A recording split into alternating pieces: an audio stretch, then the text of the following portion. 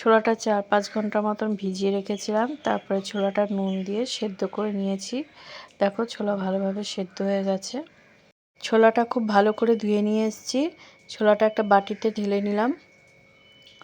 দেখো এখানে আমি খুব ছোট ছোট করে পেঁয়াজ কুচিয়ে নিয়েছি, লঙ্কা কুচিয়ে নিয়েছি আর ধনেপাতা কুচিয়ে নিয়েছি।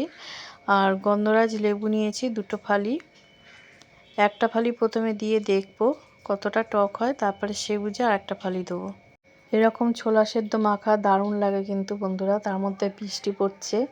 বিকেলবেলা আজকে হুট করে মাথায় চাপলো যে না ছোলা ভিজানো আছে, যাই একটু ছোলা সেদ্ধ মাখা করে খাই। তাই আজকে ছোলা সেদ্ধ মাখা করে খাচ্ছি। দেখো এখানে আমি নুন দিয়ে দিয়েছি পরিমাণ মতন, দিয়ে ভালো করে মেখে নিচ্ছি।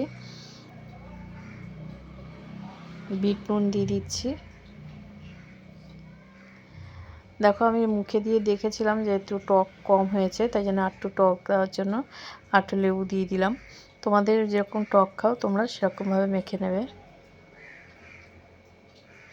আমার তো এই ছোলা সেদ্ধ মাখাটা দারুণ লেগেছে, দারুণ দারুণ, এত সুন্দর লাগছিল। বৃষ্টি পড়ছিল আর এই ছোলাটা মাখলাম, মেখে খেলাম, দারুণ লাগছিল।